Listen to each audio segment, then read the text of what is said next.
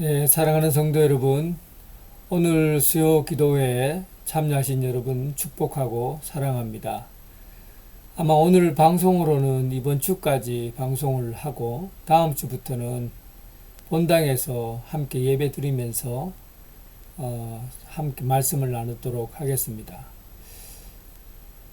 사람은 생각보다도 잘 변하지 않습니다. 여러분들 어떻게 생각하세요? 나이가 들면 또 신앙이 좋아지면 좀 성격이 좋아지는 것 같습니까? 사람이 잘 바뀐 것 같아요. 조금 많이 바뀐 것 같은데도 어느 순간에 가만히 보면 또 원래 자리로 돌아와 있습니다. 세월이 흘러도 얼굴이나 우리 삶의 모습들이 밝게 표현되지 않고 자꾸만 쪼그라들고 작아지는 것을 느낍니다.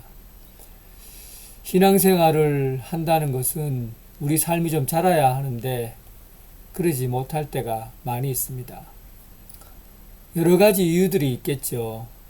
자기중심적인 생각을 한다든지 또 교만한다든지 또 남들보다도 나를 더 많이 생각한다든지 하나님보다가 돈을 더 사랑한다든지 뭐 이런 여러 가지 이유가 있을 겁니다. 그래도 그 중에서 가장 우리 삶을 찌그러뜨리게 만들고 우리 영혼을 못나게 만드는, 우리 영혼을 못생기게 하는 태도가 있는데 그것은 바로 남을 비판하는 태도예요. 예수님께서도 이 비판에 대해서 마태복음 7장에 여러 내용을 거쳐서 할 만큼 굉장히 강조하시는 그런 말씀입니다. 사실 우리가 너무 많은 비판 속에 삽니다. 또 우리는 비판 없이는 살 수 없는 그런 현장에 와 있습니다. 직장이나 교회나 어느 공동체든지 옳고 그름을 판단하고 분별하는 것, 아마 이것은 다 필요하리라 생각합니다. 그러나 오늘 말씀에 보면 옳다니 그르다니 하는 것들, 이 모든 것들을 다 죄라고 예수님께서는 말씀하고 계셔요. 왜냐하면 우리는 우리 몸이 사실은 죄에 익숙해 있기 때문입니다. 여러분 속에 어릴 때부터 자라나는 열등감 있잖아요. 또 우월감도 있죠. 자존감이 상해서 마음에 상처를 입고 있을 때도 있죠. 우리는 남에 대해서 정확하게 판단한다는 것, 이건 참 불가능한 일입니다. 큰 틀에서 한번 볼까요? 한국은 장례식 때 잘 울어야, 원래부터 잘 울어야 효자라고 그랬어요. 그래서 자녀들이나 며느리가 아버지의 죽음 앞에서 아이고 아이고 아이고 하고 큰 소리로 웁니다. 심지어는 돈이 많은 집은 곡하는 사람들을 불러서 아이고 아이고 그렇게 하죠. 그래야 슬픔을 표현하는 것으로, 장례식을 잘 치르는 것으로 생각합니다. 그런데 이웃나라의 일본은 장례식 때 눈물 한 방울 흘리지 않아요.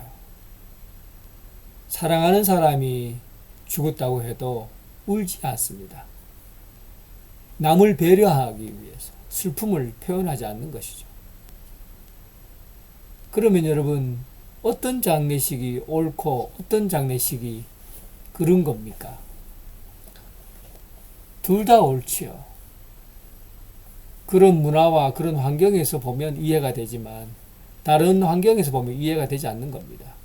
그래서 어떤 한 가지를 우리가 판단한다는 것은 여러 가지 측면에서 볼 때 한계가 있다는 것을 아셔야 합니다.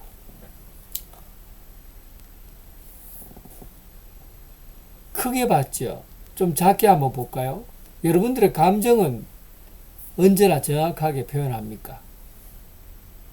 어릴 때, 우리 애들이 어릴 때 우리 집사람을 잘 관찰해 보니까요. 아이들이 학교 안 가고 집에 있으면 집사람이 예민해지더라고요. 그리고 막 나에게 화를 내고 짜증을 내고 그러더라고요. 그래서 이런 일 때문에 많이 여러 번 다툰 적이 있습니다. 그런데 아이가 집에 떠나가 버리고 얼마나 편안한지 무료하기까지 해요. 그러니까 상황에 따라 기분에 따라서 성격이 바뀐다는 내용입니다. 심지어는 비가 좀 오기만 해도 우울해지잖아요. 바람이 불거나 또 캄캄한 밤에 혼자 있을 때 얼마나 외롭습니까? 심지어 저 같은 경우는 배가 고프면 감정이 오르락내리락 하기도 합니다. 이런 상태에 있는 사람이 남을 판단한다는 것, 이거 여러분 쉬운 일이 아닙니다. 이렇게 남을 판단해도 되겠습니까? 여러분 자격이 있다고 생각하세요. 사도 바울처럼 그렇게 산 사람도 자기 자신을 볼 때 나는 죄인 중에 괴물입니다. 괴수입니다. 내 안에 괴물이 살고 있습니다. 이렇게 고백을 했어요. 사도 바울 역시도 자기가 죄인이라는 것에 대해서 누구에게 할 말이 없는 겁니다. 그래서 남을 판단하는 것 함부로 하지 않는다는 겁니다. 살인을 저지른 사람이 남의 집에 장난감 하나 훔쳤다고 그 사람 나쁜 놈이라 욕하면 어떻게 되겠습니까? 정직하게 자신을 들여다보면 내가 얼마나 큰 죄를 범하고 살았나 하는 것을 알 수가 있습니다. 그렇게 보면 여러분 남을 비판할 수 있겠습니까? 이렇게 생각하면 남이 이런 행동을 한다, 저런 행동을 한다, 이랬다, 저랬다 말 쉽게 할 수 있겠습니까? 특히 바리새인들은 너무 잘했어요. 그 음식도 하고 기도도 열심히 하고 말씀도 보고 심지어 율법을 여러 관점에서 해석하면서 삶에 적용시키려고 애를 썼던 사람이다. 바리새인들이 완벽하잖아요. 그런데 여러분 완벽한 게 병이 돼요. 완벽하다고 생각하고 열심히 살면 자기만 그래 살면 괜찮아요. 내가 그렇게 열심히 살고 완벽하게 지키려고 하고 이거 좋은 거죠. 그런데 남들이 왜 안 하는가? 남들이 왜 나처럼 하지 않는가? 이렇게 하면 비판이 되는 겁니다. 죄가 되는 거예요. 왜곡되는 거죠. 그래서 여러분 어쩌면 종교 지도자와 같은 저와 같은 사람 또 내가 높은 자리에 있다고 하는 사람 이런 사람들이 참 범하기 쉬운 죄입니다. 딱 보면은 남들의 부족한 점들이 한눈에 보이거든요. 그냥 스쳐 지나가 봐도 아이고 저렇게 신앙생활하면 안 되는데 저렇게 기도생활하면 안 되는데 저렇게 말씀 생활하면 안 되는데 딱 보이거든요. 그러니까 비난하게 되고 비판하게 됩니다. 그래서 바리새인들은 잘하니까 헌신하니까 열정을 가지고 있으니까 그게 죄가 된 겁니다. 내가 남들에게 내 자신의 일들을 비춰보아서 왜 당신은 나처럼 못하느냐 이런 마음을 갖게 되는 겁니다. 그래서 바리새인들의 죄는 열심히 하지만 잘하지만 주님 앞에 잘못됐다고 욕먹는 그런 신앙입니다. 예수님께서 오직 했으면 바리새인들을 보고 독사의 자식이라고 했겠어요. 그만큼 열심히 살지만 잘못된 행동으로 가는 겁니다.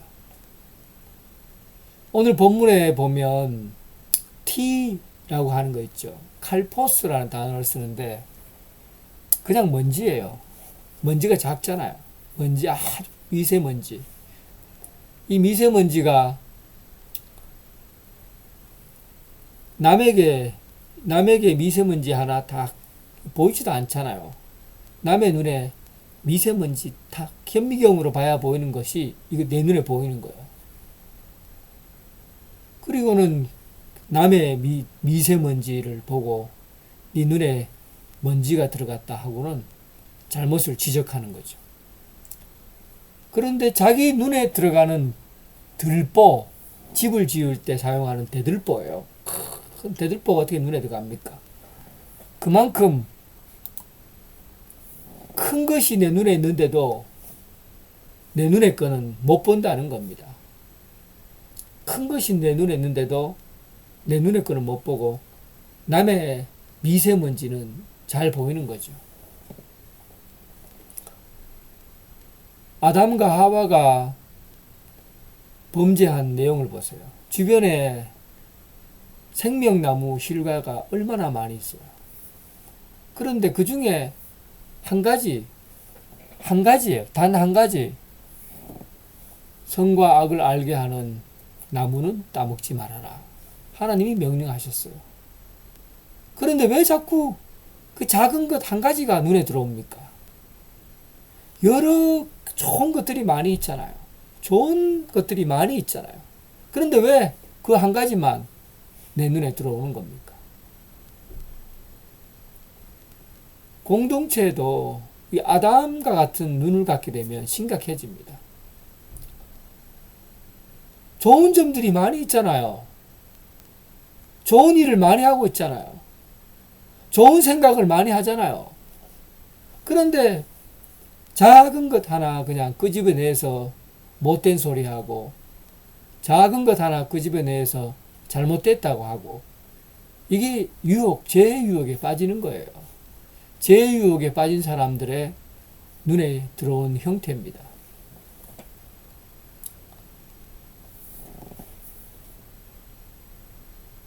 들보는 큰 거죠. T는 작은 거예요.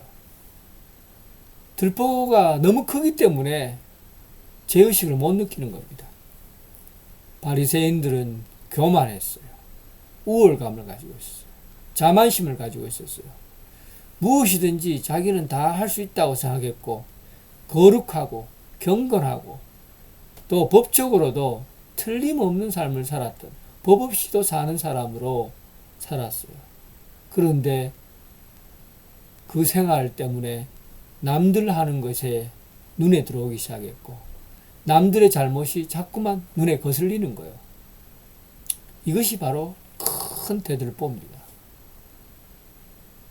사소한 것이 자꾸 신경이 쓰이는 거죠. 남의 말 한마디, 옷차림, 성격, 이런 것들이 자꾸만 눈에 들어오는 겁니다. 사랑하는 성도 여러분, 죄짓지 맙시다. 죄짓지 맙시다. 남을 비판하고 비난하고 그러기 전에 내 자신을 한번 돌아볼 수 있기를 바랍니다. 오늘 본문에서 먼저라는 말은 우선적으로 자기 자신에 대해서 한번 살펴보라는 겁니다. 우선적으로. 자기 자신에게 엄격하게 대하시고 남에게 관대한 마음으로 대하시기 바랍니다. 남에게 엄격하고 내 자신에게 관대하고, 이거는 성경적 예수님의 말씀이 아닙니다. 오늘 우리는 묵상하고 기도해야 합니다. 스스로 완전하다고 생각하고 남의 허물이 자꾸만 눈에 들어온다고 한다면 내가 지금 죄를 짓고 있구나 생각하시기 바랍니다. 내가 열심히 헌신하고 섬기기 때문에 남들이 하지 않는 일들에 대해서 자꾸 눈에 들어온다면 지금 내가 죄를 짓고 있구나 하고 아셔야 합니다. 내가 죄인이구나. 그런 마음을 지닌다면 남들의 잘못을 넘어가 줄 수 있고 또 남들이 하는 행동들을 사소하게 지나쳐 버릴 수 있습니다. 내 눈에 들보를 빼어라. 내 눈을 수술하라는 겁니다. 하나님의 말씀으로 성령의 메스를 들고 완전히 도려내야 합니다. 하나님의 말씀을 통해서, 성령을 통해서 여러분들 새롭게 여러분들의 삶이 변화되고 또 내 자신을 깊이 있게 들여다봄으로 하나님 앞에 내 눈을 고쳐주십시오. 내 눈을 고쳐주십시오. 내 눈을 씻어주십시오. 하고 기도하는 여러분 되시길 바랍니다. 오늘 말씀 묵상을 통해서 내 안에 들보가 무엇인지 찾아보는 시간을 갖도록 하겠습니다. 자, 우리 함께 기도 드릴까요? 일단 성령님께서 이 자리에 함께 임재해 주십시오라고 기도하겠습니다. 성령님, 이 시간 이곳에 함께하여 주옵소서. 내 속 깊은 곳에 있는 악한 모습들, 내 눈앞에 붙어 있는 교만함, 우월함, 자만심, 이런 것들이 다 씻어 내려가게 해 주옵소서.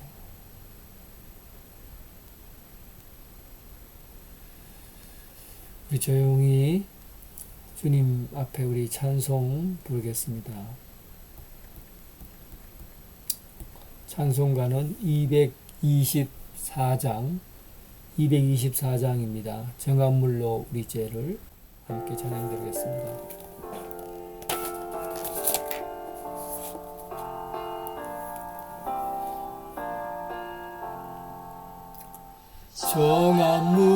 정한물로 우리 죄를 모두 씻어 주시사 주의 자녀 삼으시고 은혜 내려 주소서.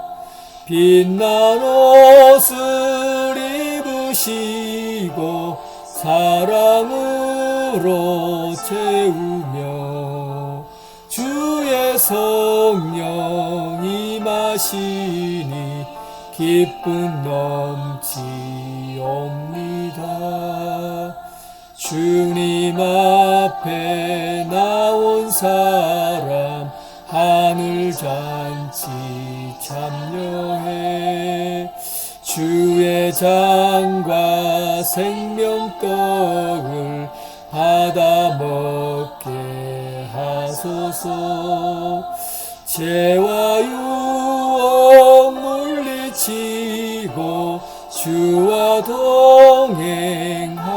동행하면서 하늘나라 시민 되어 승리하게 하소서. 간주입니다. 거룩하신 주의 뜻을 우리알 수 없으나 주님 앞에 존귀 영광 찬양하게 하소서. 거룩하신 주의 뜻을 우리 할 수 없으나 주님 앞에 존귀 영광 찬양하게 하소서. 죄를 씻고 성령 받아 주님 앞에 나오니 사랑으로